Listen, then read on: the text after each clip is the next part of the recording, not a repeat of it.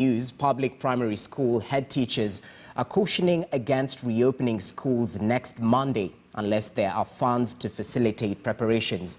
The Kenya Primary Schools Heads Association chairperson, Nicholas Gathemia, is warning of chaos when schools reopen next week due to congestion. And as Shadrach Miti reports, the school heads now want the Ministry of Education to adopt shift learning in all the 24,000 public primary schools. Take a look. Between November and December 2019, national government administration officers, county government of Baringo and the World Vision ran a well-coordinated door-to-door campaign in Tiaty constituency, mobilizing families and the community at large to take their children to school. The outreach that covered 114 villages netted 4,131 children who enrolled in various ECD centers in Tuo, Napeikore, Sikin, Toporero, and Chesakam. The intention was for the children to begin school in January 2020.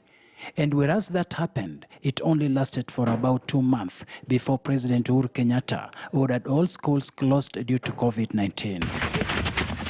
125 children were enrolled at Tuwot ECD Center, yet for the 2 months they were in school, between January and mid-March, they came to school but went back home without learning.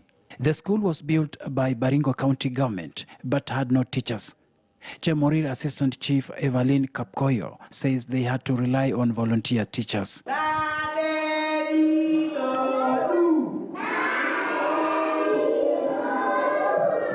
A few kilometers from here is Tuo Primary School, which received an additional 50 children. Nedi Jebet Kimgetich, the ECD teacher at the school, is busy taking her young learners through mid-morning lessons under this thorny tree, which barely protects them from harsh rays of sunlight. 3, 4, 5. Majority of children here do not have books and writing material. They write their assignments in the dust. It is not easy bending or kneeling on the ground, marking their work which is written in the dust. Whereas the stories above were captured just before the first case of coronavirus was reported in the country, they are a pointer to the bigger challenges awaiting many public schools beginning Monday, January 4th, 2021.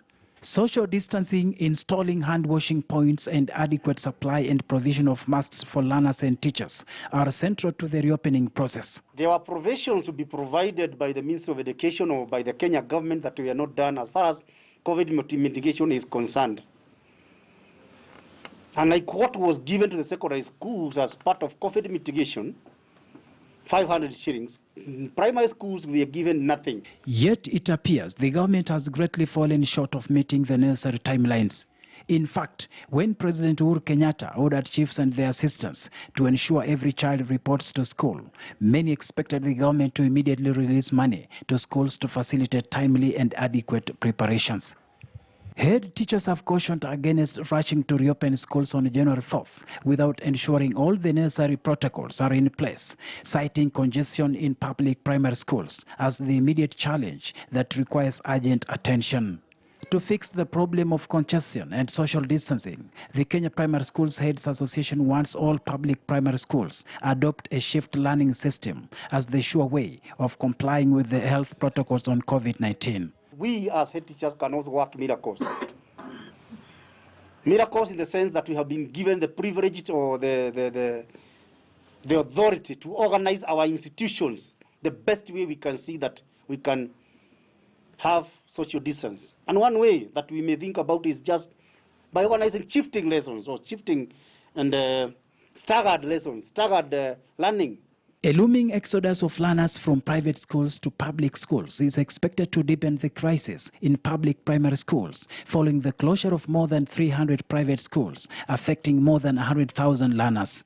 Meanwhile, Education Cabinet Secretary Professor George Magoha now says his ministry is facing a shortage of 1 million face masks for children from poor backgrounds ahead of schools reopening next Monday. We have a system where we shall identify ourselves the children who need the masks, like the children in Kiandutu slums in Thika, like the children in Witameta slums in Nyeri. Worried about managing schools during COVID-19, public primary schools heads want the government to increase a pupils' capitation from the current 1,420 to 8,077 shillings per each child. With a whole academic calendar lost to COVID-19, stakeholders want the government to invest more in the education sector in order to allow for full resumption of learning. There are fears that unless schools reopen in January, the entire education system may remain disrupted for the longest period. Shadrach Miti, KTN News. Well, many thanks, Shadrach Miti. Let's take a short break right here, News Desk. A lot more information on the other side, so do stay with us.